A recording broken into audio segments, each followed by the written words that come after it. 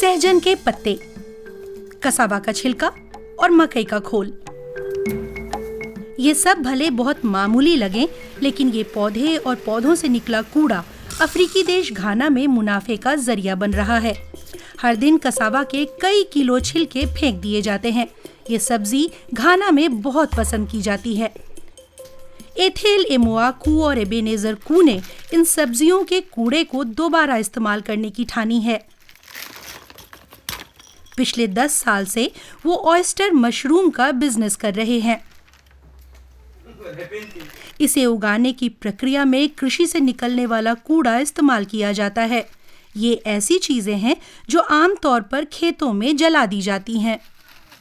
खेतिहर समुदाय में पलते बढ़ते हुए मुझे महसूस हुआ कि हमारे ज्यादातर किसानों के पास खेती से निकलने वाले कचरे से निपटने के वैकल्पिक तरीके नहीं हैं। वो फसल काटकर कचरा जला देते हैं। इससे सांस की बीमारियां और फेफड़े का कैंसर हो सकता है।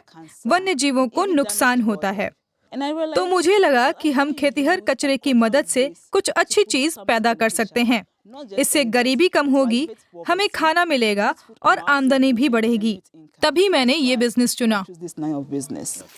ओलिविया चे किसान हैं और उन्हें भी इस बिजनेस से फायदा हुआ है।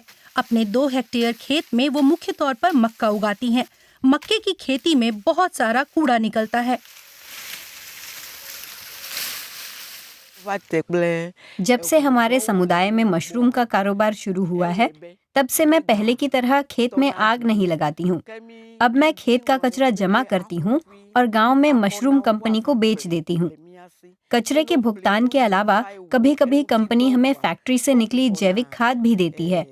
हम इसे खेत में उर्वरक की तरह इस्तेमाल कर सकते हैं। फिर रसायन नहीं छिड़कना पड़ता है। उद्यमी क्वामी विलियम्स ने ऐसी कंपनी शुरू की जिनके बनाए उत्पादों की सामग्री सहजन के पेड़ से मिलती है। इसके पत्तों में जरूरी प्रोटीन और फैटी एसिड्स होते हैं। साथ ही कई तरह के विटामिन और मिनरल्स भी होते हैं।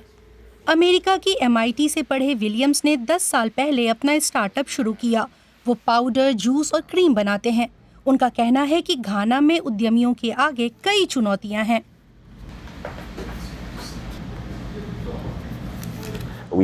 हमारे आगे ऐसी भी स्थितियां आईं जब हम यहाँ का सर्टिफिकेशन लेने की कोशिश कर रहे थे। हम सारी शर्तें पूरी करते थे, सब हो गया था। एक चिट्ठी आई कि आपको मंजूरी दे दी गई है और इसमें 14 महीने लग गए।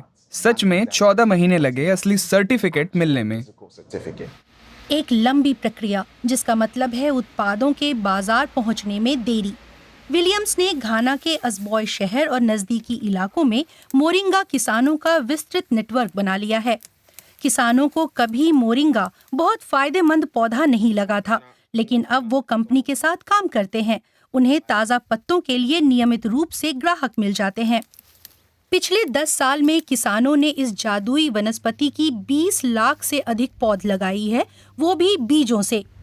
पैदावार को खेत से स्वाम नाम के एक शहर की फैक्ट्री में ले जाया जाता है। ये घाना की राजधानी अक्रा के पास है। यहाँ पत्तों को सुखाकर प्रोसेस कर पैक किया जाता है। इनका निर्यात भी होता है। हमारा मानना है कि जो चीज घाना में पैदा हुई उसे यहीं प्रोसेस किया जाना चाहिए। यही घाना में बीजों से तेल निकाला जाता है। ताजे पत्तों को सुखाकर पाउडर और चाय बनाने का काम भी होता है। हम रोजगार भी पैदा कर रहे हैं। हमारी समूची वैल्यू चेन में हमने करीब 90 लोगों को नौकरी दी है। इस तरह के अन्य टिकाऊ व्यवसायों को घाना क्लाइमेट इनोवेशन सेंटर से भी मदद मिलती है। ये सेंटर नियमित ट्रेनिंग के अलावा स्टार्टअप्स को लोन भी देता है। हम उद्यमियों को कारोबार से जुड़े मामलों के लिए एक सलाहकार देते हैं, जो आपके और आपकी पूरी टीम के साथ मिलकर काम करता है। तो इस तरह सलाहकार कुछ खास तरह की संबंधित गतिविधियों पर काम करता है ताकि प्रक्रिया कारगर बनाई जा सके। साथ ही कार्बन फुटप्रिंट भी न्यूनतम किया जा सके।